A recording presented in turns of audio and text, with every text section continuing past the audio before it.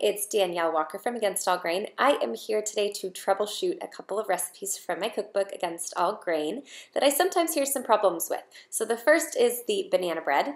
We've got it here on page 224.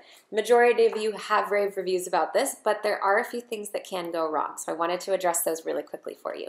The number one thing I hear is that the banana bread was not cooked all the way in the center. Now, this used to happen to me all the time with conventional banana bread. Not really sure what it is about banana bread that seems to always be undercooked in the middle. Probably is the discrepancy on the size of bananas. So you want to make sure that you use kind of a medium-sized banana. Obviously, bananas come in all shapes and sizes. Also make sure that they are fresh, very overly ripe, but not frozen because that can add extra moisture to it. My other suggestion is that you bake this in a metal pan. Glass pans just don't heat as evenly, so a metal pan will help this to cook evenly all throughout the center. Now, if you're still having a problem with it, what I suggest you do is tent it towards the end.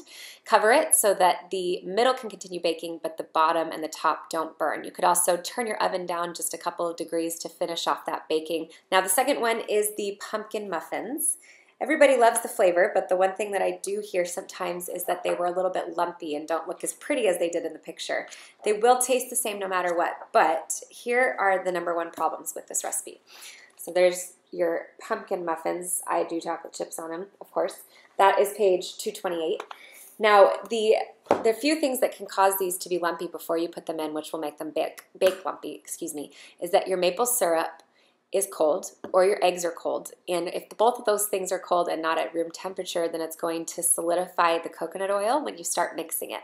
And that will cause everything to be lumpy. So you want to make sure that your maple syrup and your coconut oil and your eggs are all at room temperature. Also, make sure you don't overmix the coconut flour and make sure that you don't leave the batter sitting on the counter for too long. Coconut flour is extremely absorbent, so it will make that batter thicker and thicker as it sits over time. So get those whipped up with room temperature ingredients, get them right into the oven, and you should get beautiful pumpkin muffins.